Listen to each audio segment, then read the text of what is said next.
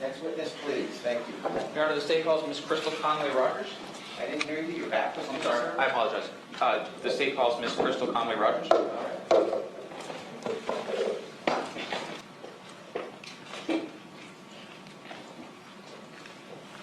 Stand come forward to be sworn in.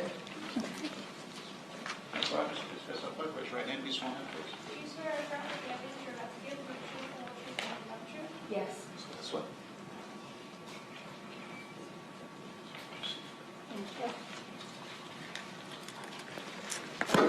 Hi, how are you today? Good, how are you? Good. Make yourself comfortable, All right. and then introduce yourself to the folks on our jury and spell your last name for our board. Good afternoon, everyone. My name is Crystal Conway Rogers. Last name is spelled Conwayrogers. Is that hyphenated? No hyphen, just No a space. hyphen. Okay, thank you. Now let's turn down to this part of the thank you. Good afternoon, ma'am. Good afternoon. Can you tell the members of the jury how you are currently employed? I am employed with the Boca Raton Police Services Division within their biological processing laboratory. And what is your position in the biological processing laboratory? I'm a biological processing laboratory technician. What are your duties and responsibilities in that capacity? I receive evidence from crime scenes and perform serological testing, which is figuring out what unknown bodily fluids are. My lab specifically does blood and semen for that. I also swab items of evidence for possible DNA. I preserve evidence. I write reports. I go to court to testify. And I'm also in charge of maintaining our lab's accreditation standards. You're also getting over a cold, too. Yes, please excuse my voice. I'm really sorry. What type of education and training do you have to hold that job that you do have? I have a Bachelor of Science and a Master of Science in Marine Biology. I know that might sound a little weird, but my master's thesis was done in the molecular and genetics laboratory of my school. Training-wise, we go through a pretty rigorous training to do this job. It consists of hundreds of mock samples of blood and semen items, also written tests that you have to pass, and a mock trial using a fake case. How long have you been working in that capacity with Boca? I've been with, it'll be 5 years in June. And have you ever worked for any other agency? Yes, for approximately 7 months, I was a crime scene investigator for the West Palm Beach Police Department. And prior to that, for about 2.5 years, I was a DNA technician for the Oregon State Police. Do you have separate training, I guess, in crime scene investigation by West Palm and in DNA processing from the Oregon State Police? Yes, that's completely separate. Each agency has their own training program. When you come to Boca, do they provide you with the training program that you need to do the job that you're doing now? Yes. So you told us what your job descriptions are. How do you do what you have to do? So I receive evidence from our evidence unit. That stuff is brought in by Boca Raton Police Department or other agencies that we service. I get the evidence and I lock it up in the lab until I'm ready to work it. Only my boss and myself have the key to that locker. And then depending on what items I get of evidence, I'll either perform serological testing, I'll do swabs of the items, or I'll preserve them to be processed for the Palm Beach County Sheriff's Office DNA unit. Does the Boca Raton Police Department have their own DNA testing lab? No, our DNA is sent to the Palm Beach County Sheriff's Office. So is it Boca does all the serological work, and then you'll pass along your findings as well as the samples that you take for further testing by PBSO? Yes. Tell the members of the jury how it is that you perform serological testing. For blood or semen specifically? Are those two separate forms that you can do? Yes. Are there any other types of serological testing other than blood or semen? No. In this case that you're going to testify, were you asked to identify anything involving semen? No, just blood. So then just explain to us what the process is for serological testing of blood evidence. Okay. So if I get an item that has suspected blood on it, the first thing I do is look at it visually. Does it have any kind of discoloration? If so, what color is it? For us, anything that's red, pink, red, brown will be tested further. The first test I do is called a presumptive test. that tells me that blood could be present and that I need to look at the sample further. This test is called the Phenolphthalein test. It works by me either taking a cutting of a swab, a rubbing from a swab, a rubbing from an item. I place some liquid, the liquid chemical on it. I then add a drop of hydrogen peroxide. If it turns pink, that means it's positive. It's positive for possible blood. And if it has no color change, that means it's negative. Following that, I then do a confirmatory test. This tells me that blood is present. And for that, the best way to describe that is if you've ever seen a pregnancy test, it's a little cartridge and it comes with a pre-made buffer. I cut a little sample of that, I cut a little sample of the evidence. I put it in the buffer and let it sit for approximately 30 minutes. I then take a pipette, I place some of that sample onto the cartridge, and it slowly rises up the cartridge. There's 2 spots on it, one called the C spot, and that has the control within the test, and then a T spot, which is my testing results. Now, if that liquid goes up and there's 2 lines on there, 2 pink lines, that means it's positive for blood. And if there's only 1 pink line in the control spot, that means it's negative for blood. Do you have an occasion to swab items of evidence yourself for DNA or for serological testing? Yes, I also swab items for DNA for serological testing if the items given to me. Now, is there a difference from the type of testing that you do in the lab and the type of testing that the crime scene technicians do in the field? I know just from working with those crime scene investigators in Boca that they have access to the phenolphthalein test. So it's the same type of test? It's the same type of test. It's testing for the same thing. Okay. You said that on occasion, if something is recovered from the field, you'll be given the item to process further for serological or for DNA testing? Yes. Can you tell the members of the jury how it is that you process an item for later DNA testing by someone else? So do you mean like if I get an item I'm just swabbing and not doing serology on? Let's say you get an item and you're asked to do both serology as well as to take a sample to send for DNA testing. Tell the members of the jury what you would do to do that. Okay, so if I get an item of evidence, the first thing you do is I'm dressed up in a lab coat. I have a hairnet on, a face mask, I'm wearing gloves. I clean my area with bleach and ethanol. I lay out paper. I have 1 item of evidence out at a time. The rest stay in my locker until I'm ready to use it. I'll take that item out, I'll open it up, I'll make sure all my utensils I'm using are clean, like the scissors that I would use to open it. I'll then take the item out. If it's being swabbed, I use sterile water with sterile swabs. The swabs look like giant Q-tips that you would use from your ear, except it's only on one side. I then put the sterile water onto those swabs, and I just apply a light pressure to the item I'm swabbing. It's usually 2 swabs together. For example, if, like he was saying, if I also have to do serology, I would do that if after I swabbed I saw a red-brown stain on that swab, using the same test that I had just explained to you. And in your report you list different types of results you can get. Can you get a positive test? Yes. Can you get a negative test? Yes. Can you get a positive but not human blood test? Yes. Can you explain to us how that happens and what that means? Yes. Sorry. So the first test I do is the presumptive test. Again, that tells me that it just could be blood. Now, the presumptive test is very sensitive, but it's not specific.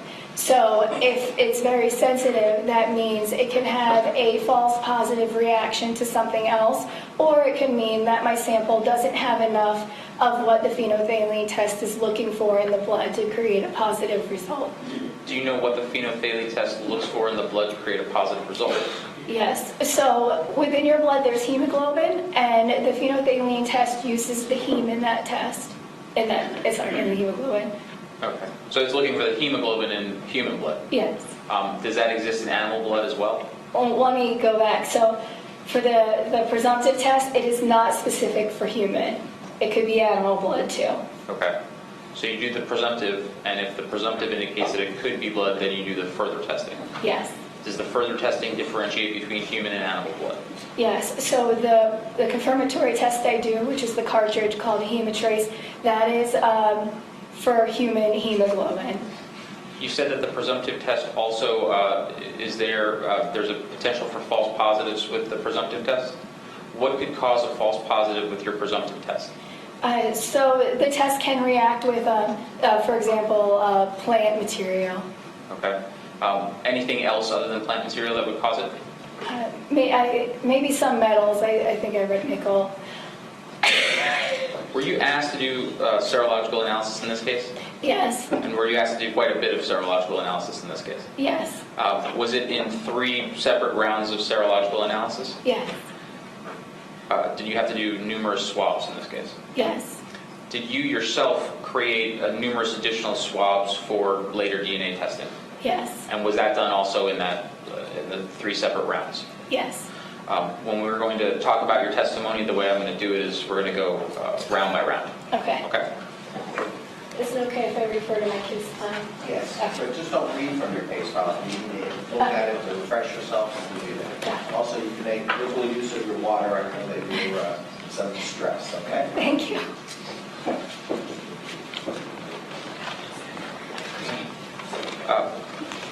Can you tell the members of the jury how it is when you receive swabs, what condition they are that they come to you, and then once you do your testing, what condition they are returned to evidence? Okay. When I receive the swabs, they come packaged from the police agency with evidence tape on it. When I give it back, I put them in individually wrapped coin envelopes with my evidence tape on it, and between 1 and 5 samples will go into what we call a serology bag, which is a bigger white envelope, which also has all the case information, my initials, and evidence tape on it.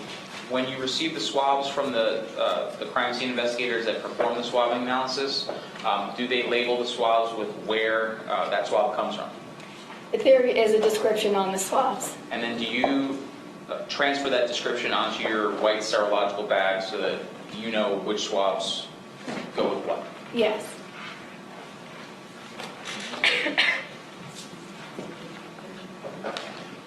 May I approach the witness? May.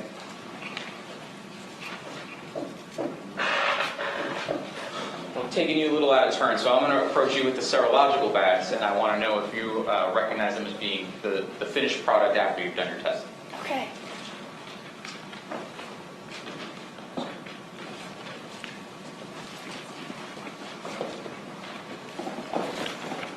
Now, on all of these bags, I'm approaching you with states 131 through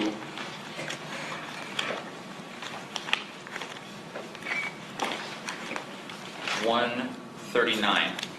Are all of these bags, do you recognize all of these bags as being that finished product packaging from the serological lab that you spoke about?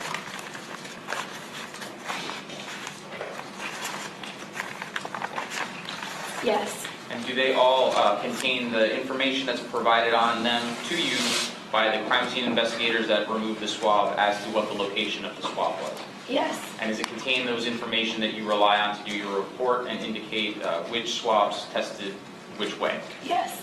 Do they all appear to be in the same or substantially similar condition as they were after you received them from the crime scene, or after you received them, processed them, and then returned them to evidence?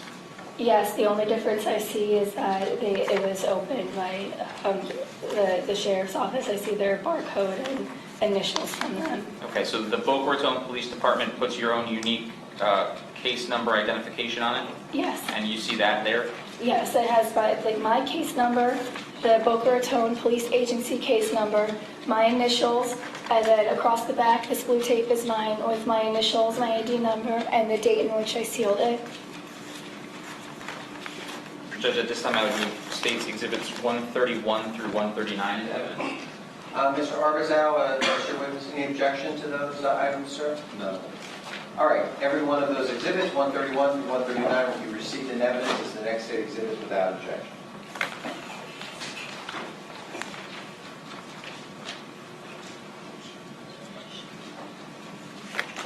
May I proceed? You may. Next I'm showing you States Exhibits 141, A through E, and 142A and B. Do you recognize 141A through E as well as 142A through B? Yes. Sorry, I think I'm missing the rest of this, but you recognize 141A? Yes, I'm saying that this isn't a serology bag, it's an evidence. Correct, Okay. correct. And then these are all serology bags made by me. Right. And you're speaking of 142A through B? Yes. Does this also contain all of that unique identifying information from the crime scene investigators, from you, and from anyone involved with the case that helped you do your serology testing? Yes, it does. Does it appear to be in the same or substantially similar condition as it was after you finished your process? Yes. I would move 142A and B into evidence at this time. Mr. Arbuzal? What's the numbers again? 142, A. 142A and B. No. So we see without objection.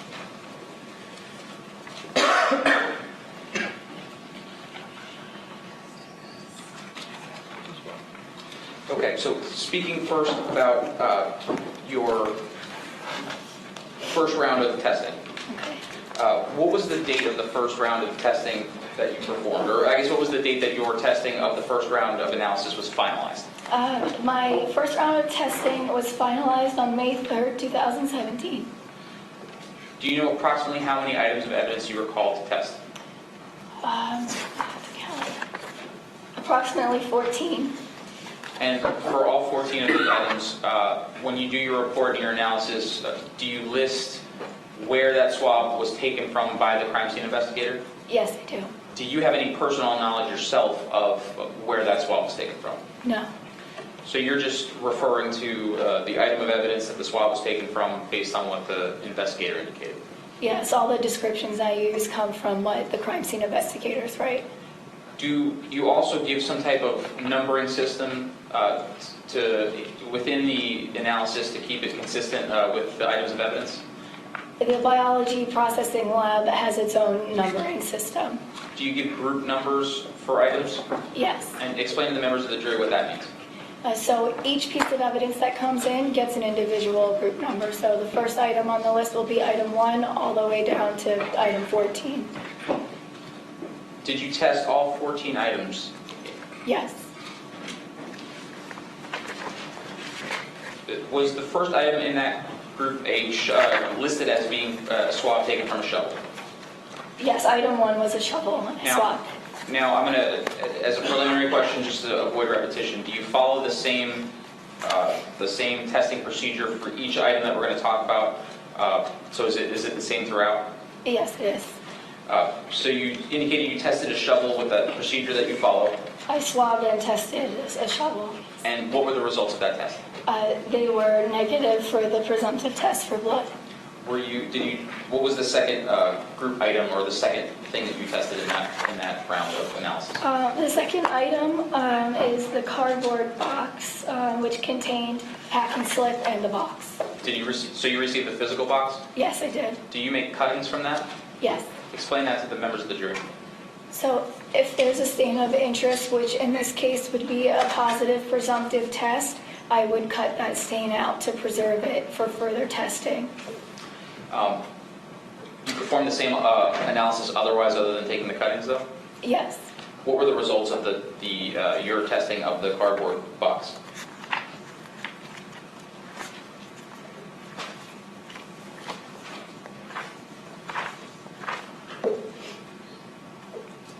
I had both positive and negative stains. And what does that mean? I had some stains that came back negative for the presumptive test for blood, and a stain that came back positive for the presumptive and confirmatory test for blood. And you said some stains tested one way, some stains tested the other way. Yes. Can you explain how the stains are divided up through your testing process? Yes, so when I get an item, for example, this box, I'll look at it visually and see where different stains are. Each stain gets circled on that item, and then it gets an individual number assigned by me, and then I test each one separately and record those results. And you mark the box itself to indicate where each of those stains came from? Yes, I do. Which stain was the stain that tested positive for human blood? That That was my stain 2B-7. What was group 3 swab in this round of testing?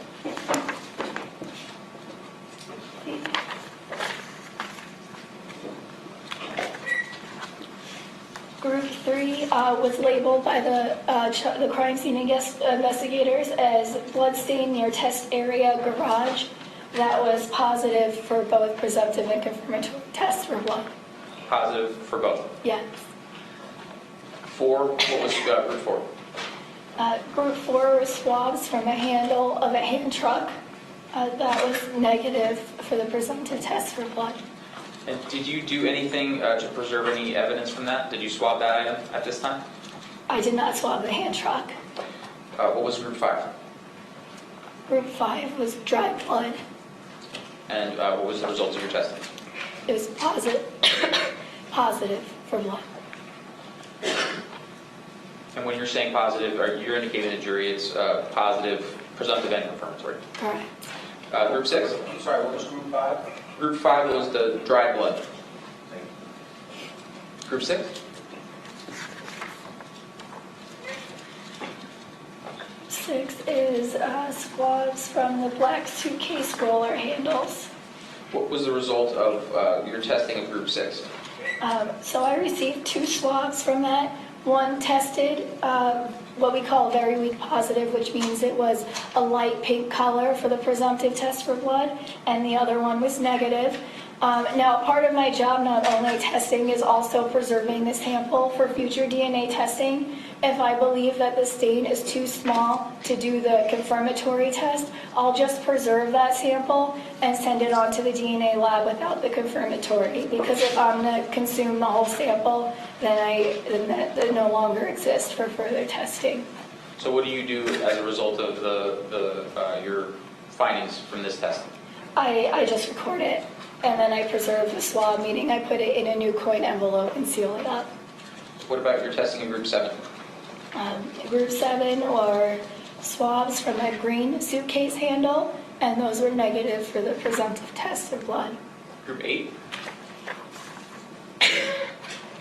Group 8, that was a cutting from the black suitcase lining, and that was positive. I had one stain on that. I called it stain 8-1, and that was positive for both presumptive and confirmatory testing of blood.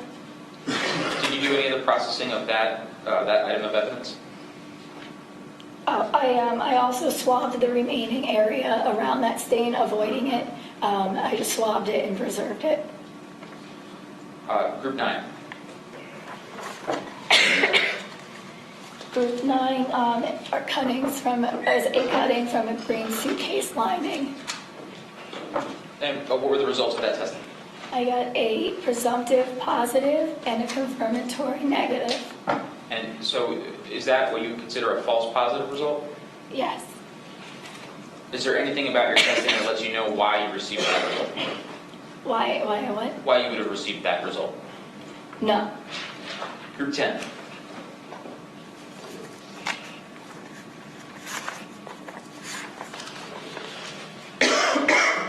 Group 10 is a green lighter.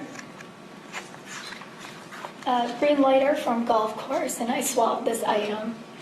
And what were the results of your testing? I didn't do any testing for blood on this item. So when you say you swabbed it for the possible presence of DNA. Yes. And this was one of the swabs that you sent to the sheriff's office. Yes. What was your testing in group 11? Those were a left and right sandal. So do you break, I guess, into 11A is the left sandal and 11B is the right sandal? Yeah, so when we receive an item in the BPL that has 2 separate items in it, we give it each a separate number. So for example, this was our number 11, so one sandal would be 11A and the other one would be 11B. I think I misspoke. I think 11A is the right sandal and 11B is the left sandal. Correct. What was your result of your testing of the sandals? On 11A, I found 2 red-brown stains. Those were both negative for the presumptive test of blood. What about 11B? 11B, I did not see any stains on, and that was just swabbed along with the right sandal. What about group 12? Group 12 was a blue shirt. What was the results of your testing in group 12? I found 5 stains with a red-brown discoloration. All of them were negative for the presumptive test for blood. I also swabbed the interior of the shirt for possible DNA. And you passed those swabs again along for DNA testing by PBSO. Yes. What about group 13?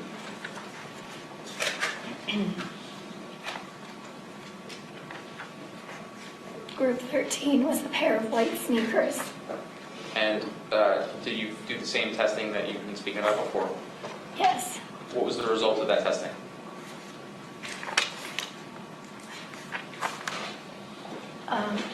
All stains on the sneakers, both the right and the left, were negative for blood, except for one, which was my 13B-11 stain. That was presumptive positive for blood, but the stain was too small and was not tested in the confirmatory test. Okay. And do you do anything else with that item of evidence? I swabbed both the right and the left sneaker for possible DNA. And you again pass that along to PBSO. Yes.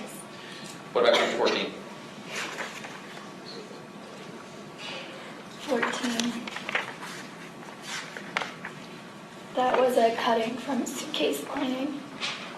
Can you tell the members of the jury what that means when you say it's a cutting from a suitcase? So I don't always receive the evidence from the crime scene. Sometimes they just send me swabs or cuttings of something that they were processing either in their lab or on scene. So at this point, I did not get the actual suitcase. They just sent me a cutting of the lining from the suitcase. And you tested it like you test any other item of evidence, like if you got the whole suitcase? Yes. What were your results of that testing? Once again, it was positive for the presumptive test for blood, negative for the confirmatory test for blood. And then did you swab that cutting of the suitcase? I did not. Did you? I forgot to ask you if you swabbed the shovel, group 1, the shovel.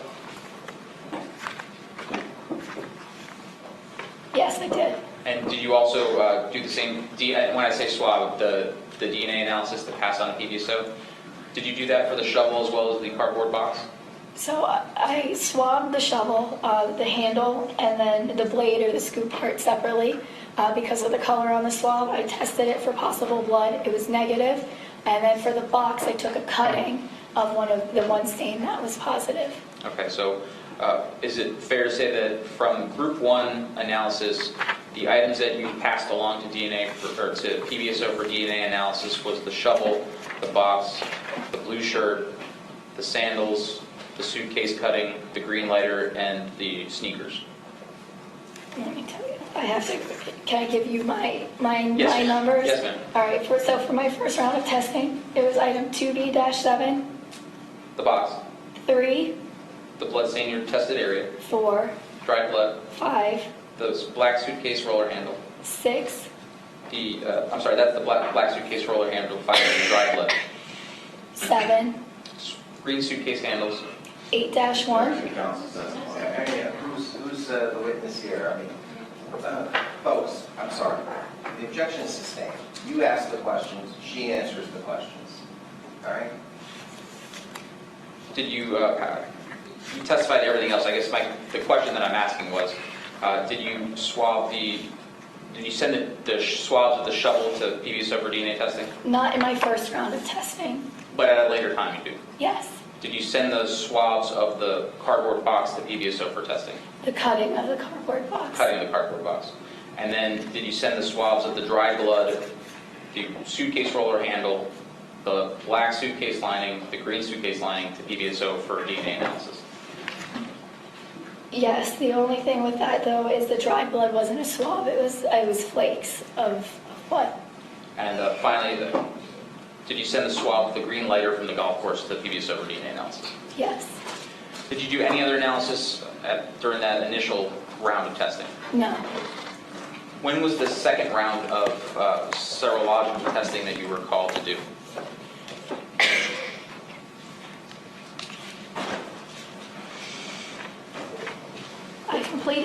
second round of testing on August 4th, 2018. And approximately how many items were you asked to test this time?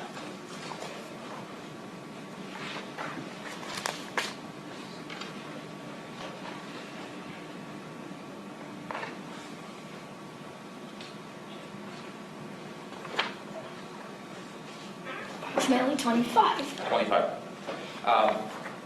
Same procedures as before? Yes. Same swabbing methods and same evidence preservation? Yes. What's the first group number that you start with in this analysis? It starts at 33. What was group 33? Tell us about the testing in group 33. 33 was tape. Okay. A piece of duct tape. And was groups 33 through 37 all indicated as tape of some type? Yes. How is group 33 distinguished from the other types of tape? It says tape from heat shrink. And then groups 34 and 35? 34 said tape loose on the packaging. 35 said tape loose on the packaging. 36 and 37? 36 said tape from item 303. And 37 said tape from item 302. Tell us about, we'll take that as a whole group. Can you tell us about the overall analysis of all the tape items? Yes, so I swabbed the front and the back of each piece of tape separately, and I tested it for possible blood, and it was negative. Do you do any DNA preservation for any of the tape samples? So when I swab it, that's me preserving the DNA, I understand. and possible DNA. Did you pass any of those swabs along for DNA analysis to PBSF? Yes. What about group 38?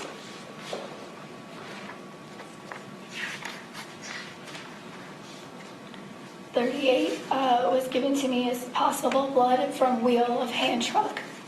Was 38 listed in separate subsections? No, it's just item 38 for me. Okay. Tell us about the testing that you did on item 38. Oh, I'm sorry. It was listed in separate subsections. 38A is the wheel, and 38B is the brace. Okay. So tell us about your processing of 38A, the wheel. So these were, I tested the possible blood from the wheel for presumptive and confirmatory testing. Those were positive, as well as the brace. And were both of those swabs sent to PBSO for later testing? These weren't swabs, these were the flakes of blood again. Okay. Do you send the flakes of blood to PBSO for DNA testing or no? Yes. You do? Okay. Was that done in this case? Yes, let me.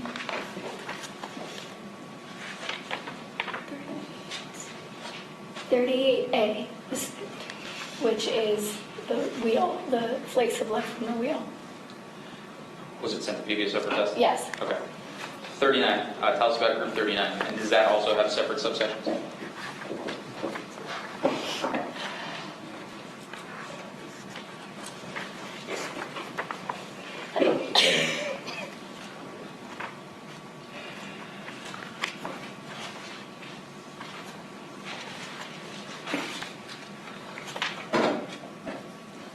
Yes, 39 is a plastic trash bag with blue drawstrings. And that is two sections. It was 39A, which was the bag, and then there was some an unknown item in the bag, which was 39B. Okay. What were the results of your testing, your overall testing of group 39? The swabs that I took from 39A, which was the bag, were negative. It was negative for possible blood. And the unknown item? I did not do any testing on that. I returned it to crime scene. Group 40, is that also two subsections? Yes. Tell us about the two subsections in your testing and your results.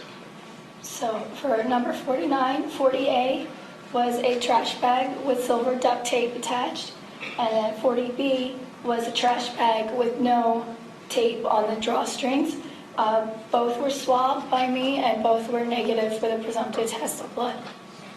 How about group 41?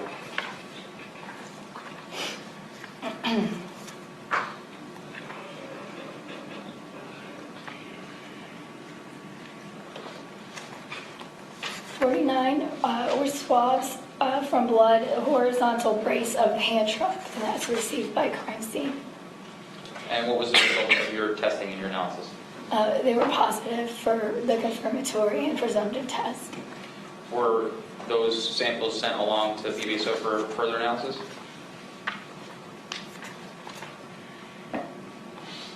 Yes. Can you tell us without going into all the analysis, you then test between groups 43 and groups 51, right? Those are the ones that we haven't spoken about yet? Yes. Do all of those ultimately test negative for the presence of blood?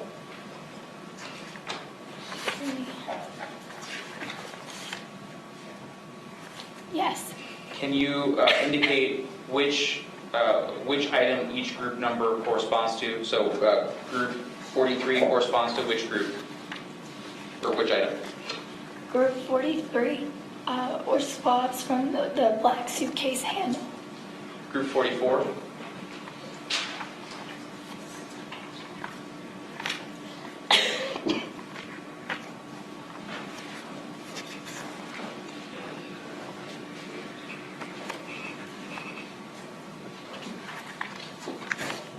Was a towel, Group 45? gas can, 46? swab from zipper from the main compartment of the green suitcase. 47? Swabs from bent zipper of a green suitcase. 48? Cutting from the interior of a green suitcase labeled possible bodily fluid. 49? Cutting from interior of the green suitcase labeled as possible bodily fluid. 50? Unknown possible body tissue from inside the green suitcase. And 51?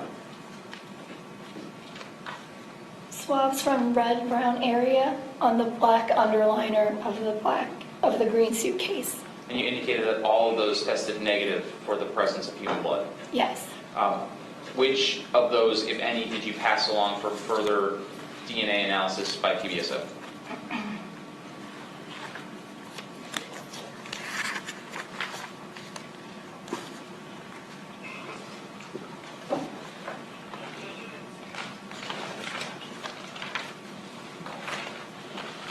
Passed on 43, which was swabs from the black suitcase handle.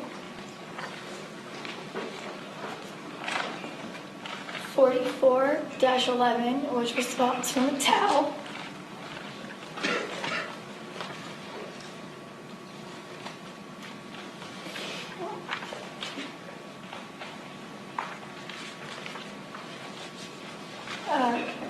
Another set of swabs from a towel, 44-12. Cutting 49.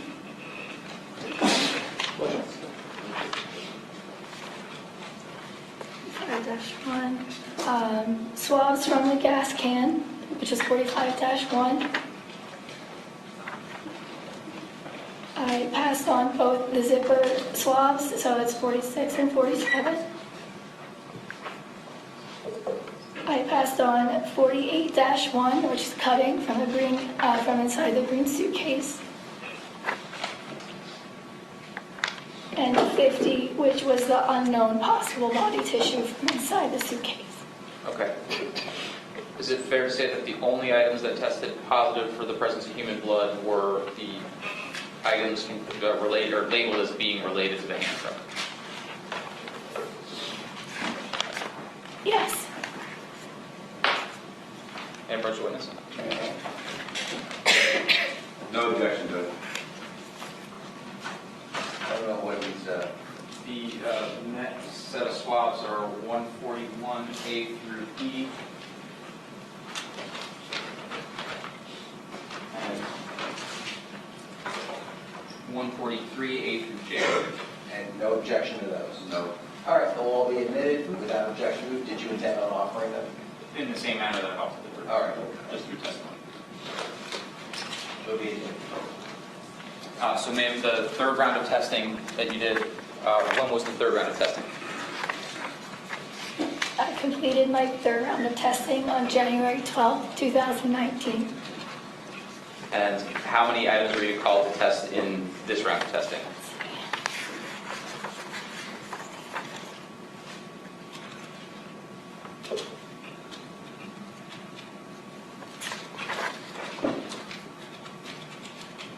Approximately 29. 29? Okay. I'm going to try to break it up a little bit. Thanks. Were you called to test items labeled as belonging to items that are labeled as being golf clubs or a golf bag? Yes. Which group numbers are those? Those are going to be items 88A through 88R. And was there any indication of blood in any of this testing? No. And did you pass along any swabs of those to PBSO? No. Did you receive swabs that were labeled as being from a residence, or swabs indicating they came from rooms? Yes. Okay. Which group numbers were the swabs from the rooms? Items 79, 80, 81, 82, and 83, as well as 84 through 87. Can you just indicate to the members of the jury which tiles were tested in which group number from which room? Okay. So my item 79 were given to me as swabs from tile number 1 in kitchen. Number 80 were swabs from tile number 2 in kitchen. 81 swabs from tile number 3 in dining room. 82 swabs from tile number 4 in dining room. 83 swabs from tile number 5 east of kitchen. Were there swabs indicated they came from parts of items of furniture in the dining room? Yet the remaining swabs are labeled as that. What were that's 84 through 87? 87. And are those all from different portions of furniture in the dining room? Yes. Did anything from group 79 through 87 test positive for the presence of blood? No, it did not. Did you pass along any swabs from that group for further DNA analysis?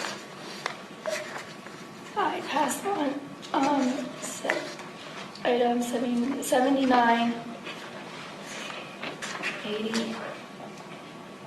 I passed along the tile swabs. And, yeah, from that group. Did you say that the tile swabs? Yes. Okay. Sorry, I couldn't hear you. Sorry. And then you tested two final items. What was group 37? I'm sorry, 137. Yes, 138 and 137. What was group 137? 137 was given to me labeled as stool. It was a step stool. And what were the results of that testing? I took swabs from the stool. It's my number 137-1, and those swabs were both presumptive and confirmatory positive blood. Did you pass those along for further DNA analysis? Yes, I did. And then the final swab that you analyzed, group 138? 138 was a swab from tested area of the garage floor, and those were positive for confirmatory and presumptive testing. Did you pass those along for further DNA analysis? Yes. I have no further questions. All right, we'll turn to Mr. Arbuz's cross-examination.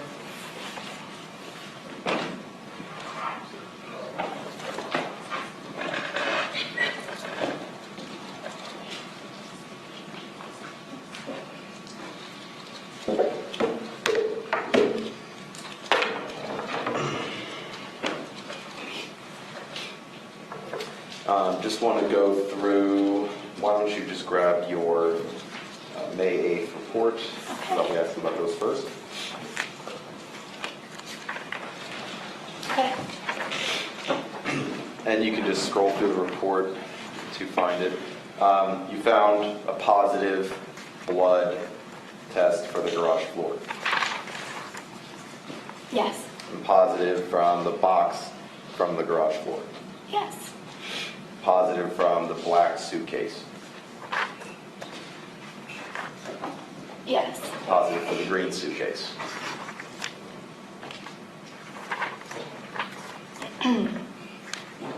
The green suitcase lining wound up being negative for confirmatory testing. It indicated to be blood at one point, and then it wasn't. Yes, correct. False positive. Yes. Okay. You had a bunch of those in none of these reports, right? I'm not going to go through all of them, but there was a lot. Yes. No false negatives, though, right? No.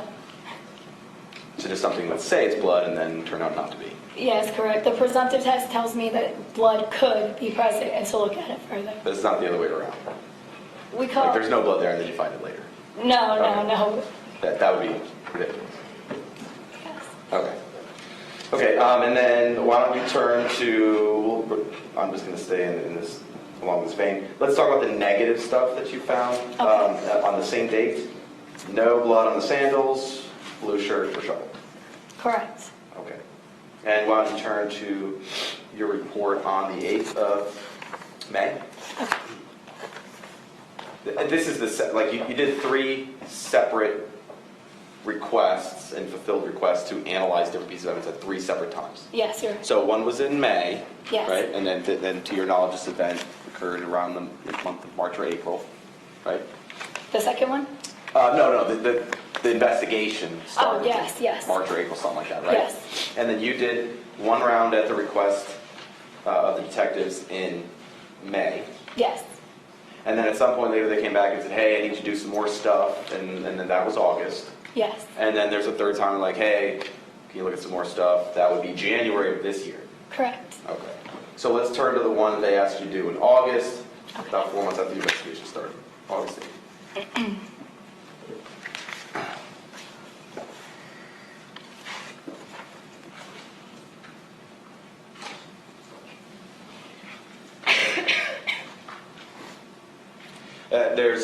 You found blood on the hand truck, Yes. and you found it on the small wheel, right? Yes. And you found blood on the horizontal brace Yes. and the vertical rail hand.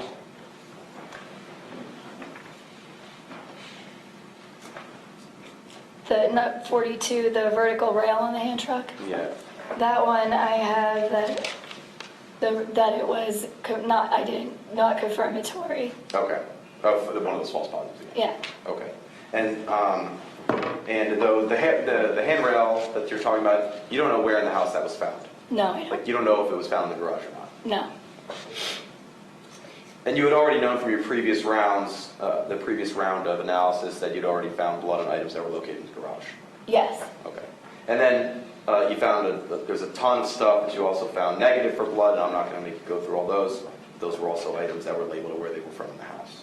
Yes. Okay. And then you never found, and they never specified at this point in time, come August, that they were from kitchen, patio, garage, or anything else, master bathroom, bedroom, nothing like that, right? No, that came later on in the third. Okay. So let's fast forward to your January 15th, 2019 analysis.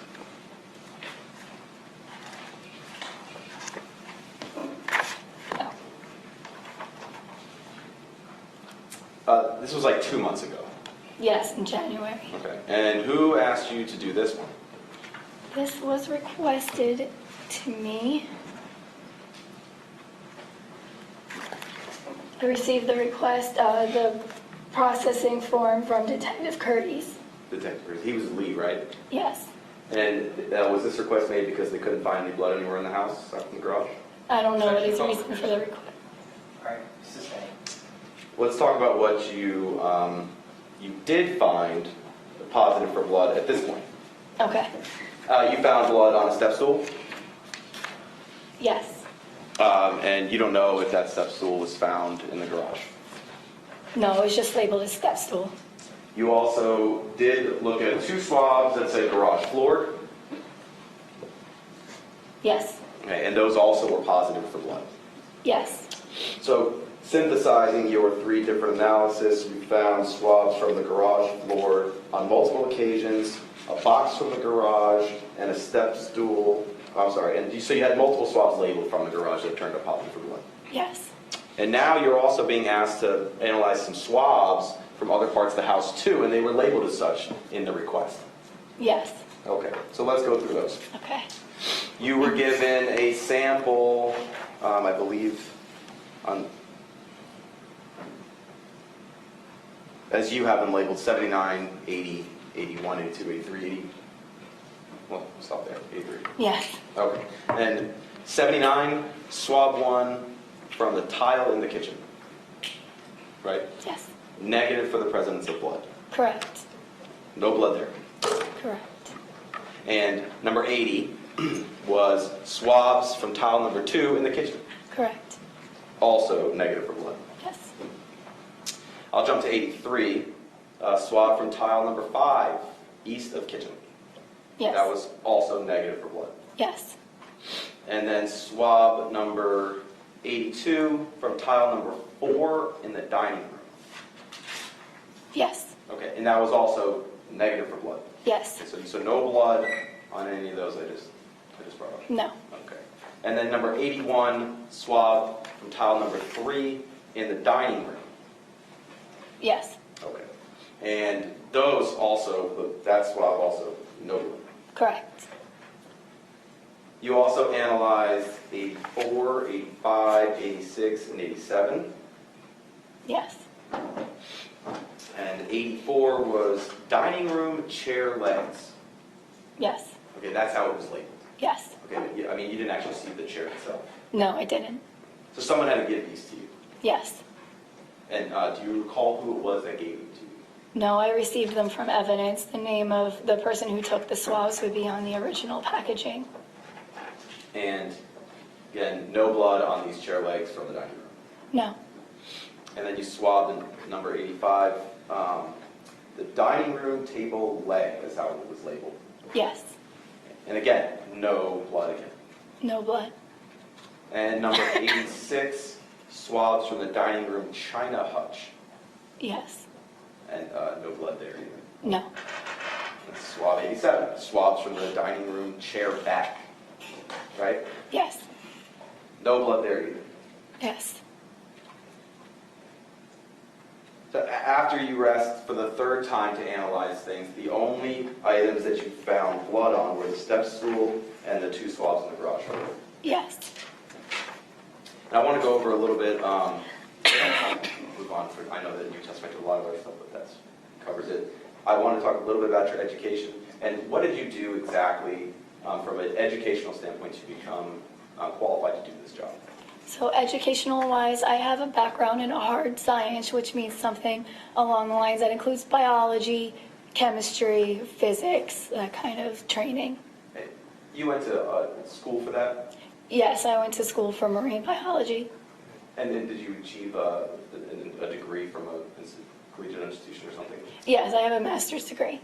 Okay, and then and how long have you been practicing, or how long have you been doing this kind of analysis?